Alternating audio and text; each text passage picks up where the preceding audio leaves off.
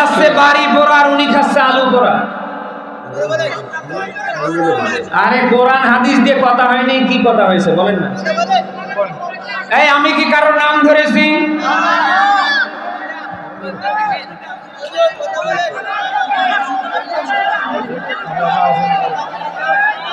ভাই আপনাদের দৃষ্টি আকর্ষণ করছি, আল্লাহর হস্তে একটু বসেন, বিশৃঙ্খলা করবেন না। আমি কারোর নাম নিয়ে কোনো কথা বলিনি। মাঠে এভাবে আলোচনা চলাকালীন সময় কাউন্টার দিলে আলোচনার মুভমেন্ট ঠিক থাকে বলে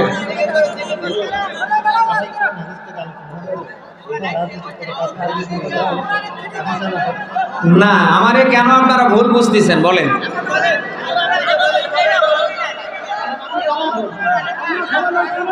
আজকের মাহফিলের যিনি প্রধান মেহমান, যাকে বলা হয় বাংলার বাঘ, আমার এই 10টা কথা আপনারা সহ্য করতে পারছেন না।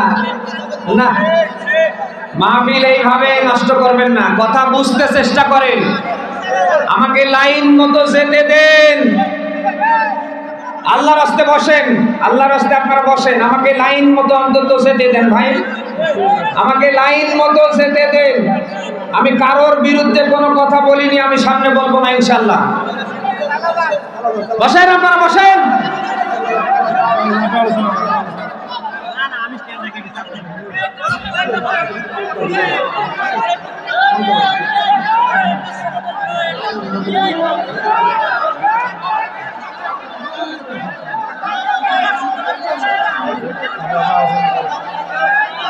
ভাই আপনাদের দৃষ্টি আকর্ষণ করছি, আল্লাহর হস্তে একটু বসেন, বিশৃঙ্খলা করবেন না। আমি কারোর নাম নিয়ে কোনো কথা বলিনি। কি বলবো? বসেন, আল্লাহর হস্তে বসেন ভাই, বসেন, জিকির করি সুবহানাল্লাহ আলহামদুলিল্লাহ লা ইলাহা। জালিমদের কাছ থেকে শিক্ষা নেন, বেশি বাড়াবাড়ি করিয়েন না, আপনাদেরকে ঠান্ডা করতে আল্লাহর সেকেন্ড সময় লাগবে না। কিসের মাস্তানি করেন মিয়া? কিসের ক্ষমতা দেখান?